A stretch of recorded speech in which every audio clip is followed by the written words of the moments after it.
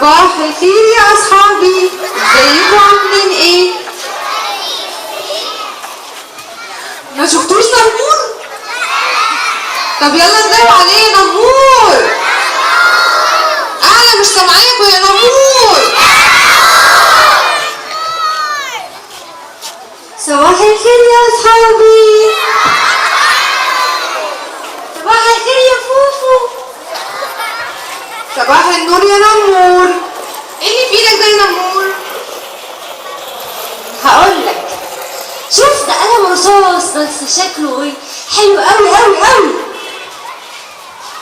الله يا نمور، ده ماما جابتهولك؟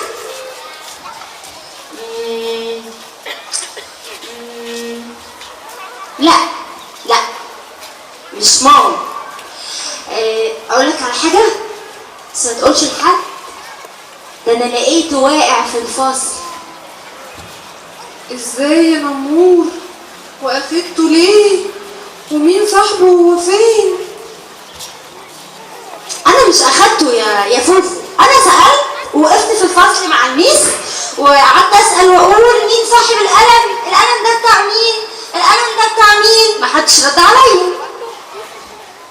طيب كويس خالص، كويس انك رحت للميس وسالت على صاحبه.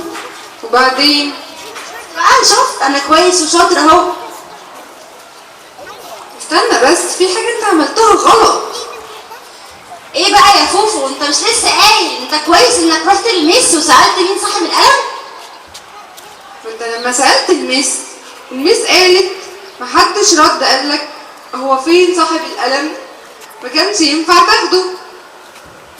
طب ليه طيب؟ ما هو ملوش صاحب. مش انا سالت والميس سالت ومحدش قال ان القلم ده بتاعه، يبقى انا هاخده عادي. بس هو برضه مش بتاعك، المفروض ما تاخدوش. صح يا فوفو، انت صح، هو مش بتاعي بس شكله عجبني. شوف شكله حلو ازاي. بس انت معاك حق. انا دلوقتي لما ارجع الفصل هسيبه في مكانه، ولو حد صاحبه ياخده ملوش يبقى خلاص يفضل بقى في الفصل. شاطر يا نمور. ما ينفعش ناخد حاجه مش بتاعتنا، علشان اكيد هي ليها صاحب. يعني ما ناخدهاش ونلعب بيها وبعدين صاحبها يرجع يعيط ويدور عليها. صح يا فوفو، انت صح. انا هرجع الفصل احط القلم في مكانه، واول ما اروح البيت هقول لماما على شكل القلم ده وهي تجيب لي واحد يبقى بتاعي انا. شاطر يا نمور. يلا نسقف لنمور. اشكرك يا فوفو، اشكركم يا اصحابي. يلا بينا بقى يا فوفو عشان الحق ارجع الفصل ارجع القلم تاني في مكانه. باي باي. باي باي.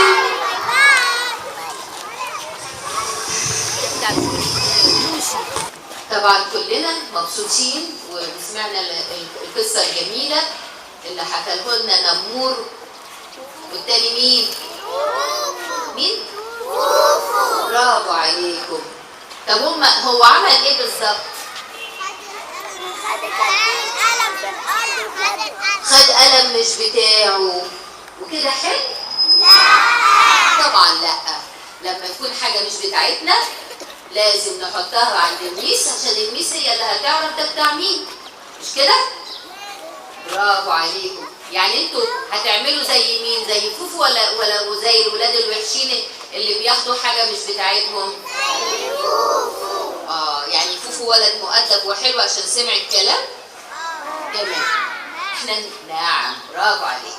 طب النهارده هنسقف سقفه كبيره للوجي عشان خدت بطوله في الجمباز.